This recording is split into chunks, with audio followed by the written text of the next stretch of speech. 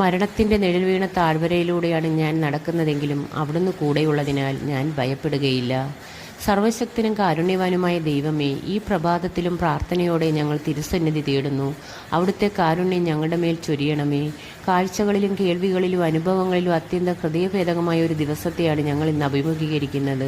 ഞങ്ങളോട്, ഞങ്ങളുടെ ദേശത്തോട്, അപ്രതീക്ഷിതമായി ഉണ്ടായ പ്രകൃതിക്ഷോഭങ്ങളിൽപ്പെട്ട് കഠിന ദുരിതം അനുഭവിക്കുന്ന അങ്ങേ പ്രിയ മക്കളോട് കരുണ ചൊരിയണമേ. ഒരു രാത്രി കൊണ്ടൊന്നുമില്ലാതായി തീർന്ന ഉറ്റവരും ഉടയവരും സർവ്വവും നഷ്ടപ്പെട്ട് ജീവിതത്തിനും മരണത്തിനുമിടയിൽ നിസ്സഹായരായി തീർന്ന അവരുടെ ദീനതയെയും രോദനങ്ങളെയും കനിവോടെ അങ്ങ് കേൾക്കണമേ. സ്വർഗത്തിൽ നിന്ന് സഹായമയച്ച് എല്ലാ ആപത്തനർത്ഥങ്ങളിൽ നിന്നും അവരെ രക്ഷിക്കണമേ.